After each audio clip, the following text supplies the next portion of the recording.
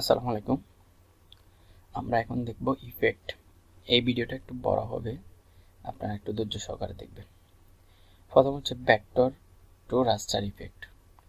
আমার একটা ভেক্টরকে আমি রাস্টারে রূপান্তর করব।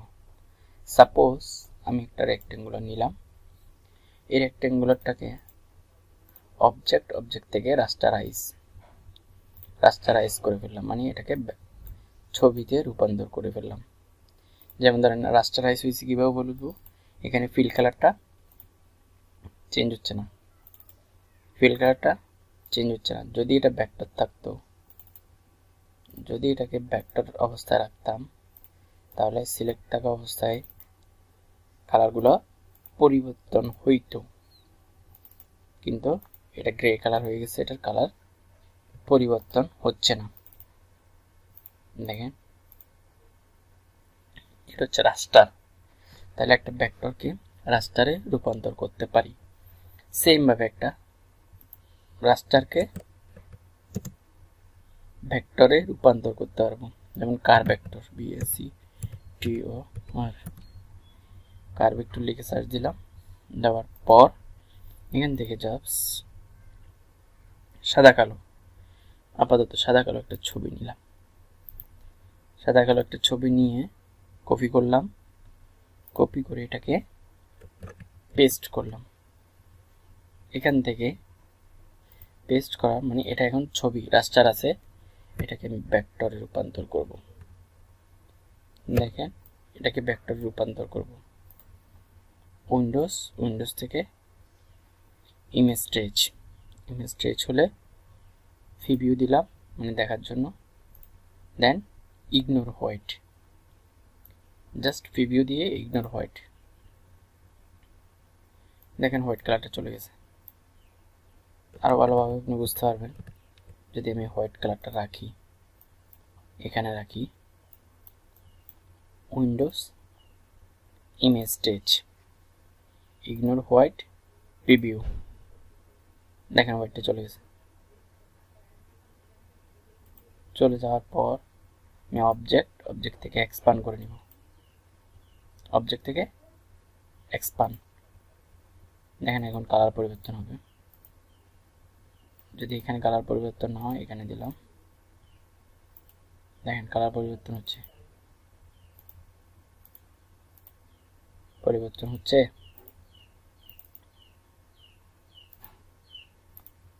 তার মানে আমি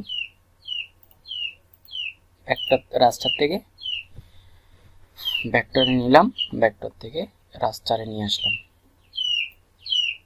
দেন আসেন সাবস্ক্রাইবেবল।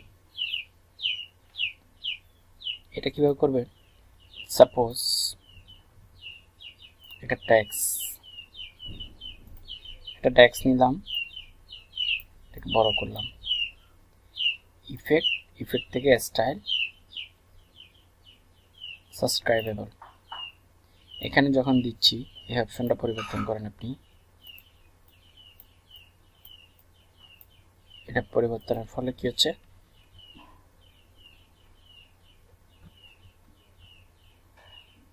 দেখেন সেমভাবে এটাকে পরিবর্তন করলে লেখাগুলো এরকম আসতেছে। কার্ভটা কেমন হবে?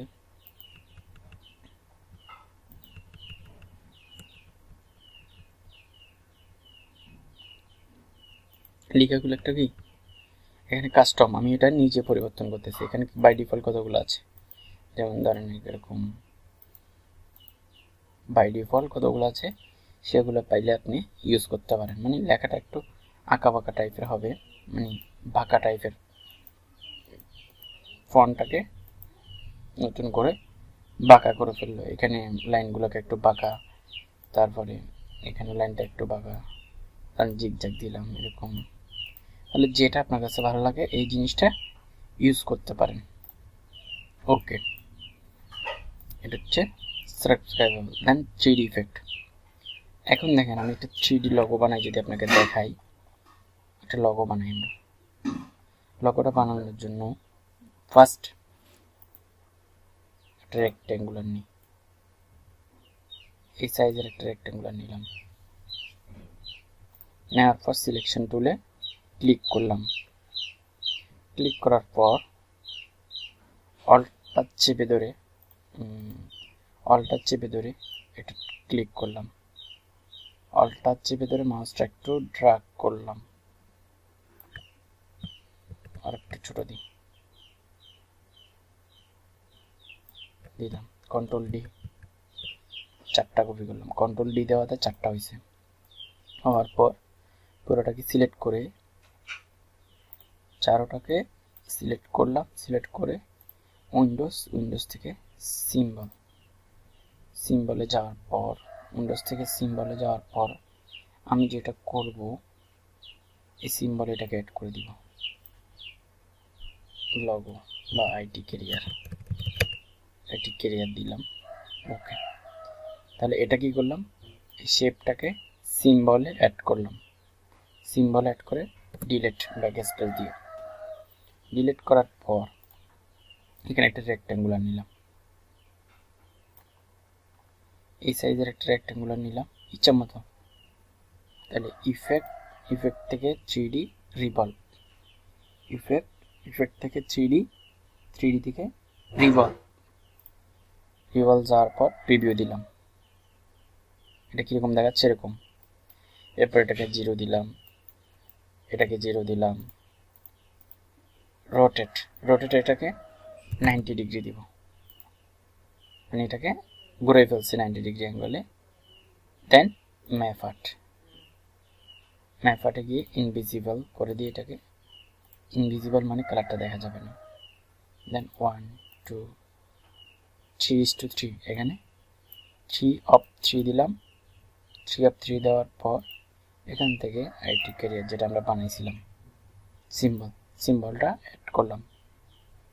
সিম্বলটা অ্যাড করে এটাকে একটু ঘুরে দেন।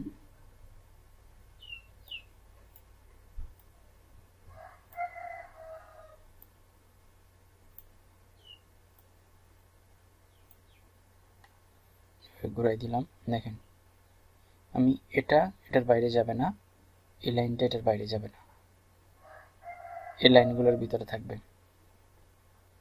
লাইনগুলোর ভিতরে থাকলে ওকে দিব, এটাকে ওকে দিব। দেন অবজেক্ট থেকে এক্সপান্ড অ্যাপিয়ারেন্স, দেন অবজেক্ট থেকে এক্সপান্ড। দেখেন অবজেক্ট থেকে এক্সপান্ড করলে এটা আলাদা হয় না এখনো। রাইট বাটন ক্লিক করে আনগ্রুপ, এটা আলাদা করতে চাচ্ছি আমি, আনগ্রুপ। আবার রাইট বাটন ক্লিক করে আনগ্রুপ, যতক্ষণ পর্যন্ত আনগ্রুপ থাকবে ততক্ষণ পর্যন্ত আনগ্রুপ করে যাব। দেন এখানে দেখেন কন্ট্রোল ওয়াই দিয়ে এটা লাইনের গিট হয়ে গেছে, সেটাকে ডিলিট করে দিলাম। কন্ট্রোল জেড, পুরোটা ডিলিট হয়ে যাচ্ছে। তাই রাইট বাটন ক্লিক করে রিলিজ ক্লিপিং মার্কস, মানে যে ক্লিপিং মার্কস করা আছে 3Dর কারণে সেটাকে ছেড়ে দিতে বললাম, ছেড়ে দিয়েছি। তাহলে আমি এটাকে সিলেক্ট করে ডিলিট।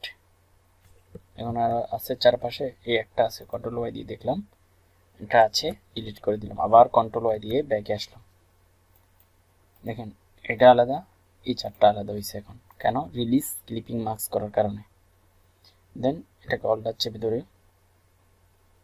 এবার একটা বসাই, জুম দিয়ে দেখি, জুম দিলে আমি বুঝতে পারবো পারফেক্টলি বসছে কিনা। হ্যাঁ বসছে। তাহলে একটু জুম কমাই। দেন পুরোটাকে সিলেক্ট করে কালারটা একটু হালকা করে দিই,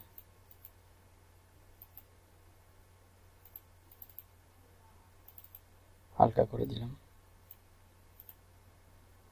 দেন এটাকে সিলেক্ট করে effect 3D exclude and bubbles, 3D exclude and bubbles করার পর প্রিভিউতে দিই 0 0। দেন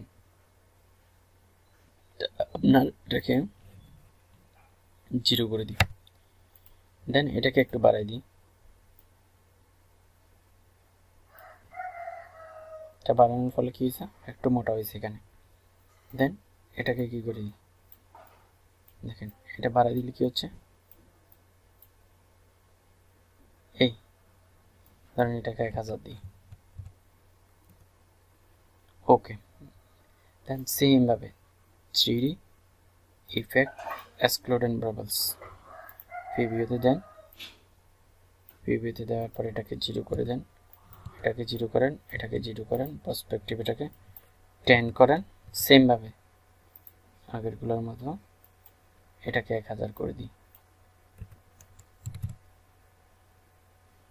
এখানে ক্লিক করেন ওকে তারপরে effect 3D exclude and bubbles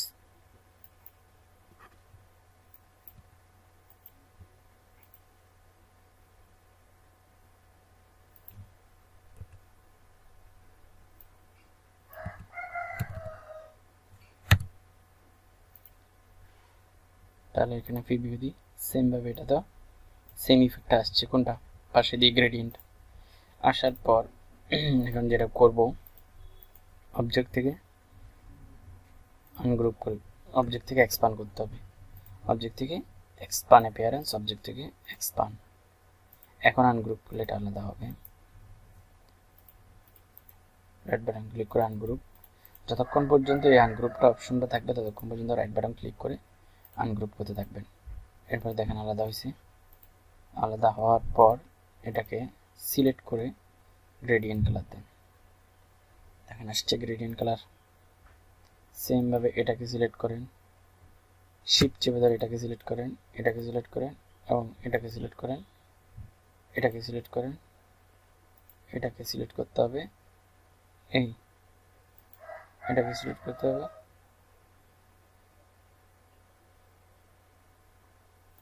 এটাকে সিলেক্ট করলাম তারপর গ্রেডিয়েন্ট দিলাম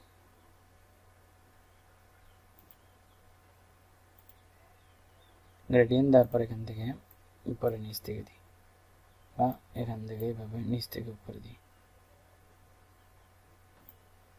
উপরে নিচে বেটার দেখেন আসছে সেম ভাবে এটাকে অবজেক্ট থেকে এক্সপ্যান্ড রাইট বাটন ক্লিক করে আনগ্রুপ রাইট বাটন ক্লিক করে আনগ্রুপ করলাম আনগ্রুপ করার পর রাইট বাটন ক্লিক করে আনগ্রুপ করার পর শিফট চেপে ধরে এগুলোকে সিলেক্ট করলাম শিফট চেপে ধরে ক্লিক করলাম সিলেক্ট হয়ে গেল দেন এটাকে দিলাম তারপরে এটাকে শিফট চেপে ধরে এটাকে সিলেক্ট করেন শিফট চেপে ধরে এটাকে সিলেক্ট করেন সিলেক্ট করার পর অবজেক্ট থেকে এক্সপ্যান্ড করে নেন যদি কালারটা না পড়ে পড়ছে কালার গ্রেডিয়েন্ট ঠিক আছে তো এটাকে সাদা করে দিতে পারে সেম ভাবে এটাকে ক্লিক করে অবজেক্ট থেকে এক্সপ্যান্ড দেন রাইট বাটন ক্লিক করে আনগ্রুপ রাইট বাটন ক্লিক করে আনগ্রুপ রাইট বাটন ক্লিক করে আনগ্রুপ যতক্ষণ পর্যন্ত আনগ্রুপটা থাকবে দেন সেম ভাবে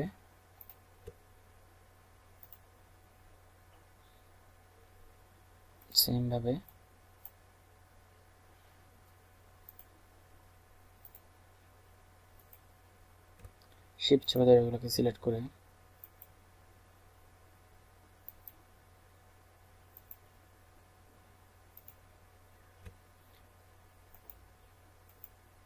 শিফট চেপে ধরে সিলেক্ট করে এখানে গ্রেডিয়েন্ট দিলাম গ্রেডিয়েন্ট দেওয়ার পর আপনি এখানে কি কালারটা দিয়ে দেন গ্রেডিয়েন্ট কালার দেখেন আমার কি হয়ে গেছে এটা লোগো তৈরি হয়ে গেছে গ্রেডিয়েন্ট কালার দিয়ে একটা শেপ থেকে এভাবে গ্রেডিয়েন্ট দিয়ে এটা লোগো তৈরি করা পসিবল যদি আপনি একটা ব্যাকগ্রাউন্ডে কালো কালার দিয়ে দেন কালো কালার দিলাম দেন কি অবজেক্ট অ্যারেঞ্জ স্যান্ডব্যাগ দেখেন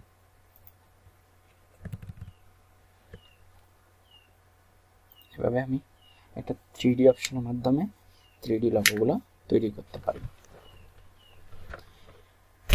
দেন এখন যে অপশনটা নিয়ে আমরা কাজ করব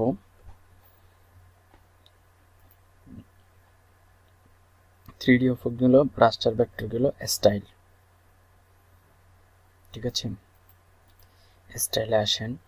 আমি যদি একটা টেক্সট লিখি, এখানে টেক্সটটাকে বড় করলাম, অল্টার শিফট চেপে ধরে বড় করলাম। ইফেক্ট থেকে স্টাইল, ড্রপ শ্যাডো দিলাম। দেখেন ড্রপ শ্যাডোটা বাড়াচ্ছি, এখানে 100 করলাম, এখানে এটা বাড়াচ্ছি, কোন দিকে যাচ্ছে, এটা কমাচ্ছি, দেখেন রাইট এবং লেফটে যাচ্ছে, এটা বাড়াচ্ছি, এটা কমাচ্ছি। দেন দেখেন এটা কমাইলে কি হচ্ছে, এটা বাড়াইলে কি হচ্ছে, গাঢ় এবং হালকা ব্লার হচ্ছে। আমি চাইলে এখান থেকে কালারটা চেঞ্জ করতে পারবো, ড্রপ শ্যাডোর কালারটা চেঞ্জ করলে কি হচ্ছে,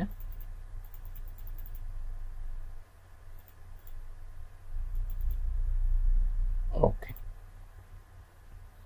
যদি আমি সেম ভাবে, এটা হচ্ছে আমাদের ড্রপ শ্যাডো। বাই ডিফল্ট অনেকগুলো ড্রপ শ্যাডো এখানে সাজানো আছে, এখানে সাজানো আছে। ইফেক্ট থেকে স্টাইল, ড্রপ শ্যাডো। দেখেন প্রিভিউতে দিলাম, দেওয়ার পর দেখেন নর্মাল, স্ক্রিন, তারপর ওভারলে, অনেকগুলো ড্রপ শ্যাডো এখানে সাজানো আছে, সেগুলো আমরা চাইলে ইউজ করতে পারি। দেখেন এটা হার্ড লাইট একদম কি করা আসতেছে। দেন এখন আসি ইফেক্ট থেকে স্টাইল অ্যান্ড ফেদার। দেখেন ফেদার, দ্যাট মিনস আমার এটা কি মিশে যাচ্ছে। যদি ফেদারটা তখন ইউজ করবেন, যেমন ধরেন আমি একটা এখানে একটা কার নিই, ধরেন এই কারের ছবিটা এখানে বসাবো।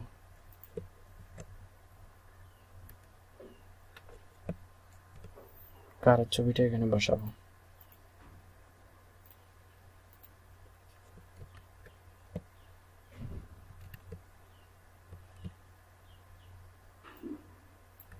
সাদার উপর বসাবো, তাইলে বা অথবা পিছনের একটা কালার দিই, অবজেক্ট অ্যারেঞ্জ স্যান্ড ব্যাক। দেখেন সাদার উপর বসাবো, লাগতেছে কিরকম, এখানে ফিনিশ হচ্ছে না। তাহলে আমি গিয়ে অবজেক্ট স্টাইল ফেদার। দেখেন আমি ইমেজটার উপর ক্লিক করে ইফেক্ট, স্টাইল এবং ফেদার, যদি আমি ফেদারটা দিই, দেখেন কি হচ্ছে, আস্তে আস্তে এটার কালারটা, সাদা কালারটা বেনিশ হয়ে গেছে। ওকে, দেখেন এখন আপনার মনে হচ্ছে যে কি এটা এখানে আলাদা মনে হচ্ছে না, মানে এই ছবির সাথে আস্তে আস্তে ব্যানিশ হয়ে যাবে। ফেদারটা হচ্ছে তার পিছনের ব্যাকগ্রাউন্ডের সাথে আস্তে আস্তে ব্যানিশ হবে, অপাসিটি কমে যাবে। এটাই হচ্ছে ফেদার অপশন। স্টাইল, এখন দেখেন আমি যদি আরেকটা টেক্সট নিই, ইফেক্ট, স্টাইল, ইনার গ্রো, দেখেন ভিতরে একটা সাদা আসতেছে। দেখেন আমি যদি কালারটা চেঞ্জ করি, এটাকে যদি আমি বাড়াই,